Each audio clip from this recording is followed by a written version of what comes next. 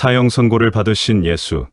요한복음 19장 1절에서 16절. 이에 빌라도가 예수를 데려다가 채찍질하더라. 군인들이 가 시나무로 관을 엮어 그의 머리에 씌우고 자색옷을 입히고 앞에 가서 이르되 유대인의 왕이여 평안할지어다 하며 손으로 때리더라. 빌라도가 다시 밖에 나가 말하되 보라, 이 사람을 데리고 너희에게 나오나니 이는 내가 그에게서 아무 죄도 찾지 못한 것을 너희로 알게 하려 함이로라 하더라. 이에 예수께서 가시관을 쓰고 자색옷을 입고 나오시니 빌라도가 그들에게 말하되 보라, 이 사람이로다 하매 대제사장들과 아랫사람들이 예수를 보고 소리 질러 이르되 십자가에 못 박으소서, 십자가에 못 박으소서 하는지라. 빌라도가 이르되 너희가 친히 데려다가 십자가에 못 박으라. 나는 그에게서 죄를 찾지 못하였노라. 유대인들이 대답하되 우리에게 법이 있으니 그 법대로 하면 그가 당연히 죽을 것은 그가 자기를 하나님의 아들이라 함이니이다. 빌라도가 이 말을 듣고 더욱 두려워하여 다시 관정에 들어가서 예수께 말하되 너는 어디로부터냐 하되 예수께서 대답하여 주지 아니하시는지라. 빌라도가 이르되 내게 말하지 아니하느냐? 내가 너를 놓을 권한도 있고 십자가에 못 박을 권한도 있는 줄 알지 못하냐? 예수께서 대답하시되 이에서 주지 아니하셨더라면 나를 해할 권한이 없었으리니 그러므로 나를 내게 넘겨준 자의 죄는 더 크다 하시니라. 이러함으로 빌라도가 예수를 놓으려고 힘썼으나 유대인들이 소리 질러 이르되 이 사람을 놓으면 가이사의 충신이 아니니이다. 무릇 자기를 왕이라 하는 자는 가이사를 반역하는 것이니이다. 빌라도가 이 말을 듣고 예수를 끌고 나가서 돌을 깐 뜰에 있는 재판석에 앉아 있더라. 이날은 유월절의 준비일이요 때는 제6시라. 빌라도가 유대인들에게 이르되 보라, 너희 왕이로다. 그들이 소리 지르되 없이 하소서, 없이 하소서. 그를 십자가에 못 박게 하소서. 빌라도가 이르되 내가 너희 왕을 십자가에 못 박으랴. 대제사장들이 대답하되 가이사 외에는 우리에게 왕이 없나이다 하니 이에 예수를 십자가에 못 박도록 그들에게 넘겨주니라. 우리는 본문의 빌라도가 예수님께 사형 언도를 하는 장면에서 바울이 말한 의인은 없나니 하나도 없다는 구체적 모습을 보고 있는 것입니다. 이렇게 예수님이 십자가를 지기 전에는 의인이 하나도 없는 것입니다. 악인은 나라는 왕에게 순종하지 않는 모든 것, 그것이 하늘의 왕이라 할지라도 가차 없이 살해하는 자들인 것입니다. 그게 바로 우리 자신들인 것입니다. 이 세상에 태어나는 그 어떤 인간도 의인으로 날 수가 없습니다. 그런데 그들 중에 하나님의 편애를 받아서 창세전에 하나님에 의해 택해진 이들이 있는데 그들이 바로 교회인 우리들인 것입니다. 하나님은 그 교회의 구원 방법으로 하나님 아들의 죽음을 택한 것입니다. 그래서 빌라도의 예수 방면 의지가 그렇게 무참하게 하나님에 의해 묵살당한 것입니다. 하지만 그러한 묵살도 자기 백성을 향한 하나님의 무한하신 사랑의 발로였던 것입니다. 하나님의 권세는 그렇게 당신이 하시고자 하시는 일을 아들의 목숨까지 끊어내면서까지 반드시 성취해내고야 마십니다. 하나님 외에 누가 이 세상에 그런 권세를 가졌습니까? 자신의 것을 손해보면서 원수를 살려내는 힘, 이 세상 누구도 가질 수 없는 그 힘을 권세라고 하는 것입니다. 그것은 하나님만 갖고 있는 권세입니다. 이 세상에는 그 하나님의 권세를 이겨낼 권세가 없습니다. 이 세상에서 사람들이 원하고 추구하는 세상 권세들을 붙드느라 하나님의 권세의 이끄심에 순종하지 못하는 것입니다. 그게 바로 죽음의 길입니다. 하나님이 우리를 권세로 이끌고 가신다는 확실한 믿음이 있다면 지금 현실은 하나님의 권세에 의한 현실이라는 것입니다. 그런데 인정하지 못하고 순종하지 못하는 것이 악인의 길인 것입니다. 그러나 하나님은 반드시 우리를 거기에 순종시켜 내고야 마시는 것입니다. 예수님은 유월절 어린 양으로 이 땅에 오신 분이기 때문에 유월절에 죽으시는 것입니다. 출애굽기 12장을 보면 영원한 규례로 유월절을 지키라는 건 당시 이스라엘 사람들에게만 해당되는 게 아니라는 것입니다. 유월절 사건은 대대손손 이어 내려오는 하나님의 백성에게 전부 적용이 되는 규례라는 것입니다. 유월절 사건 자체가 하나님께서 사람과 짐승 가릴 것 없이 애굽의 모든 장자들을 전부 죽이기로 작정하신 것입니다. 장자를 죽인다는 건 후사를 막겠다는 의미로 상징적인 것입니다. 그리고 장자는 모든 남자의 대표고 모든 남자들은 가족의 대표이기 때문에 전부를 다 죽이겠다는 뜻입니다. 장자를 죽인다는 건 후사를 막고 그 후사로 말미암게 되는 모든 것을 죽이겠다는 뜻입니다. 하나님은 당시 세상 권세의 상징인 애굽을 멸하시겠다는 당신의 의지를 표명하신 것입니다.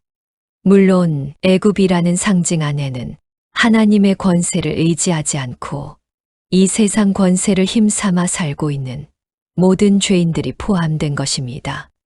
그게 애굽입니다. 그런데 그 멸망의 대상은 단순히 애굽의 장자들만이 아니었습니다.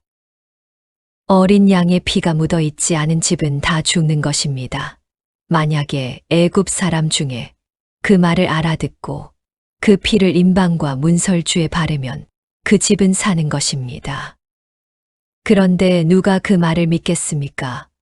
멀쩡하게 살아있는데 다 죽는다고 합니다. 그런데 살 수 있는 방법은 오늘 저녁에 양의 피를 임방과 문설주에 바르고 그 양을 다 먹으라는 것입니다. 그런 말도 안 되는 방법을 믿고 쫓아가는 것입니다.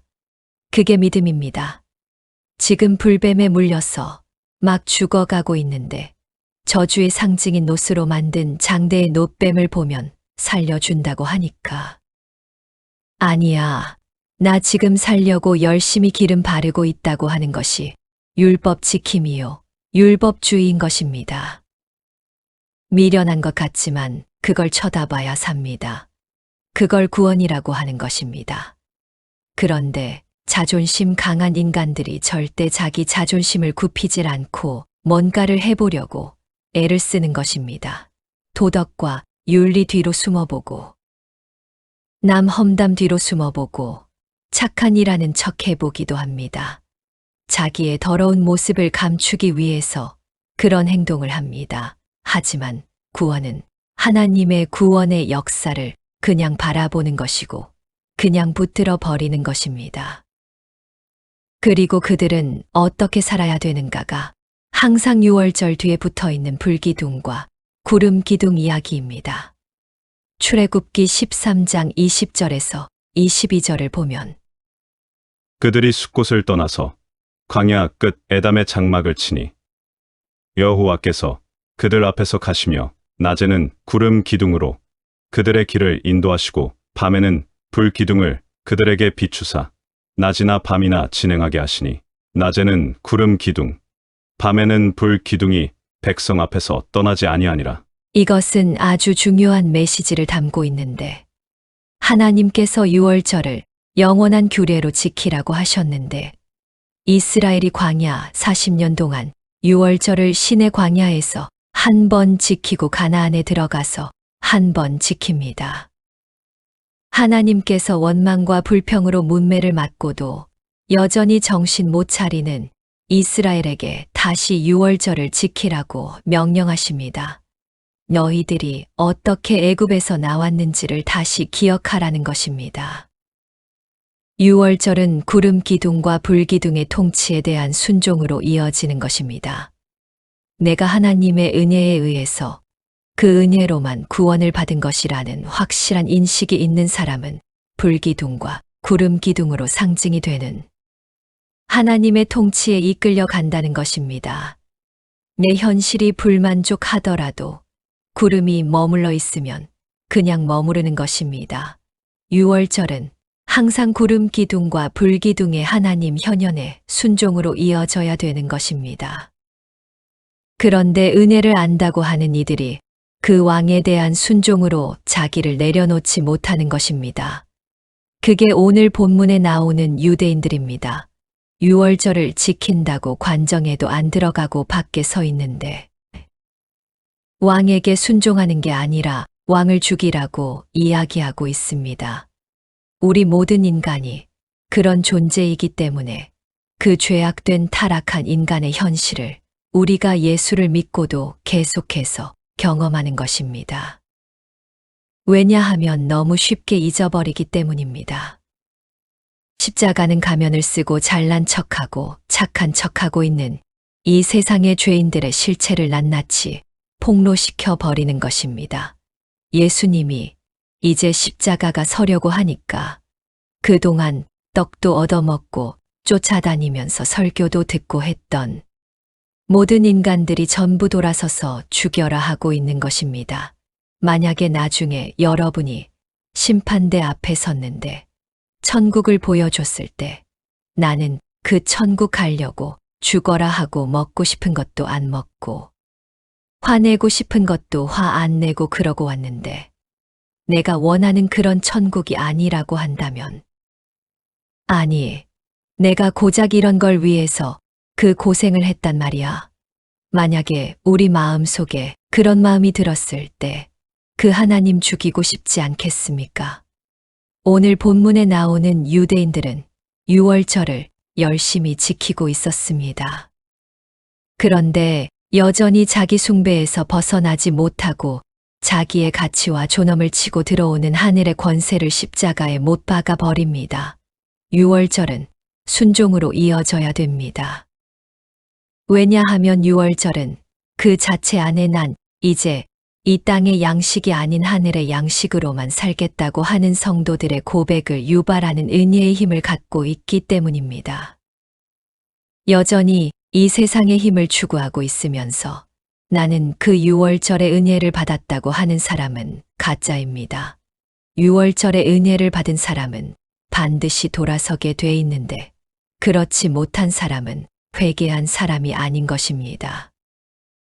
그래서 가나안 땅에 들어가자마자 이스라엘이 유월절을 지키는데 그때부터 가나안 땅의 소산이 그들에게 주어지는 것입니다. 하나님 나라의 양식, 그것이 이제 하나님 나라에 들어갔더니 온전한 유월절이 되어서 그들에게 진짜 풍성하게 주어지는 것입니다. 만나는 하나님 나라, 약속의 땅의 양식의 모형이었습니다. 가나안 땅에 들어갔더니 실제로 그 땅 소산이 이스라엘 백성들에게 부어지는 것입니다. 물론 상징이지만 그 지점을 향해 우리가 유월절의 은혜를 붙들고 가는 것입니다. 빌라도가 예수님을 신문하다가 알 수 없는 두려움에 쌓입니다. 빌라도가 두려워했다는 말이 여러 번 나옵니다. 예수님의 비범함을 빌라도가 눈치를 챈 것입니다. 그래서 빌라도가 너 정말 어디서 온 거야? 하고 묻습니다. 그건 고향을 물어본 것이 아닙니다. 빌라도가 헤롯에게 예수를 보낼 때 갈릴리 사람인 걸 알았습니다. 그 말은 너 정말 하늘에서 온 거야? 라고 물은 것입니다. 그런데 예수님이 아무 말도 안 하십니다. 그랬더니 빌라도가 너 건방지게 내가 누군 줄 알고 나에게 아무 말도 안 하냐고 이야기합니다. 지금 자신이 왕이라는 것입니다. 그러면서 내가 너를 놓아줄 권세도 있고 내가 너를 죽일 권세도 있다고 이야기를 합니다. 그때 예수님은 그 권세는 위에서 너에게 준 거다라고 이야기합니다.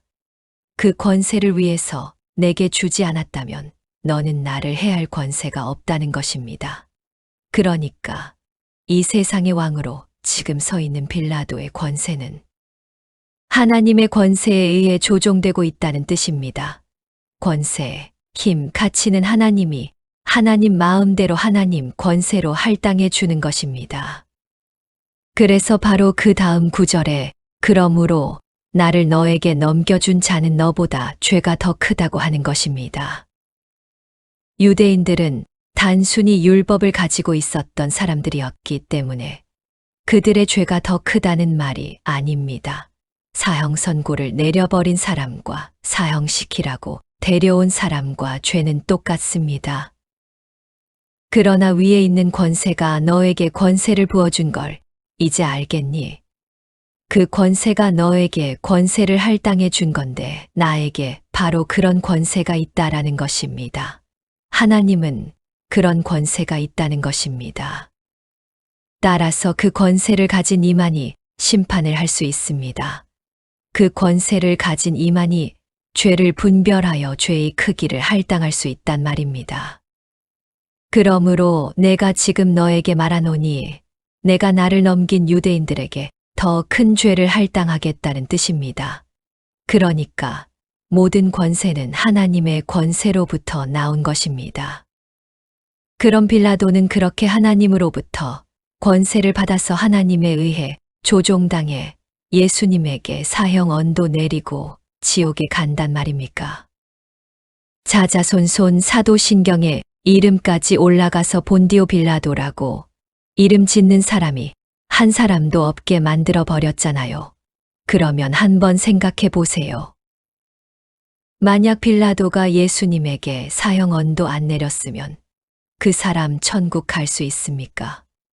빌라도가 예수님에게 사형 언도를 내린 건 자기를 신삼아 살고 있는 모든 인간들에게 나에게 순종하라고 찾아오는 하나님을 죽일 수밖에 없는 그러한 상태라는 걸 모형으로 보여주는 것입니다.